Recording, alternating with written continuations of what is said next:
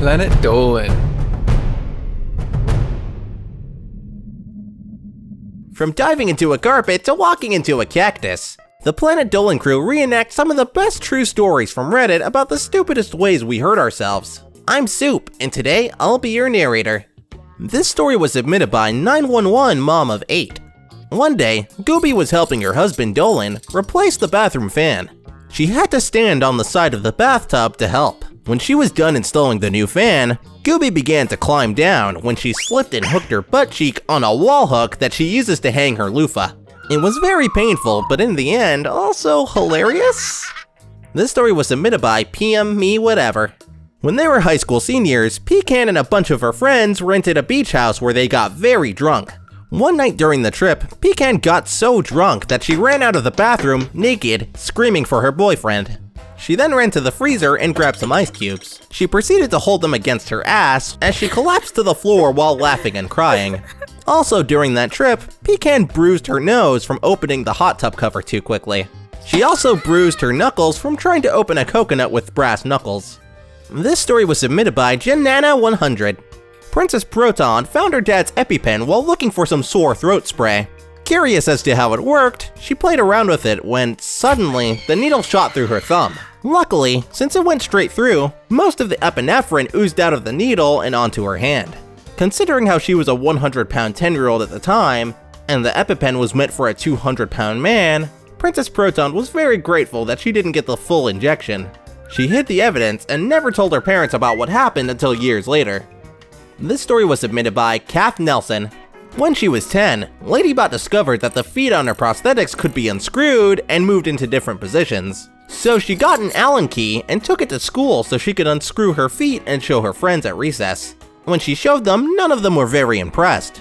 After recess, when the bell rang, LadyBot quickly tightened the feet back onto her prosthetics, put her shoe back on, and started making her way back to class. As she walked with a group of her classmates, she started to notice that her legs were wobbly. She looked down and saw that, with every step, her feet were slightly turning outwards.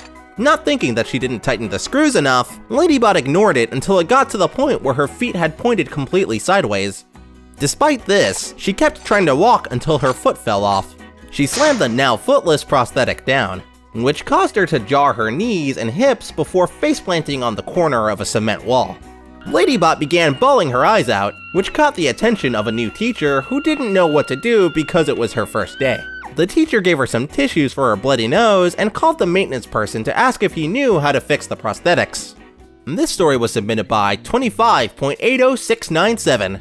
One time, Derek was trying to cut down a tree with an axe. It wasn't able to do its job because the head was already starting to come off the handle. Frustrated, he threw the axe at the tree. It bounced off and the blade went straight into his bicep.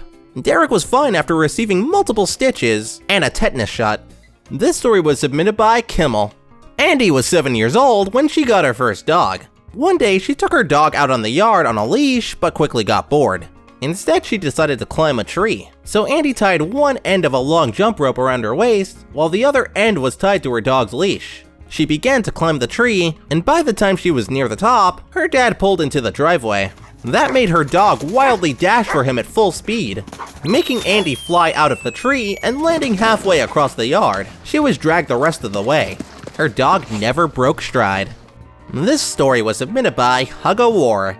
When James Shark was a kid, his house had blue carpeting in the living room. He had just finished watching a movie where the characters jumped into a painting and started to think that maybe if he believed really hard, that the blue carpet would turn into a vast ocean.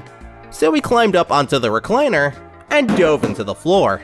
That was when he found out that the carpet couldn't magically turn into an ocean. This story was submitted by BanditSixActual. Lost Fox was talking to his sister on the phone one night. He has a habit of picking things up while talking. At one point, he grabbed a peanut butter cookie and accidentally held it over a lit candle, lighting it on fire. Lost Fox tried to throw it into the sink, but missed. The cookie fell apart, and flaming pieces fell on his bare feet.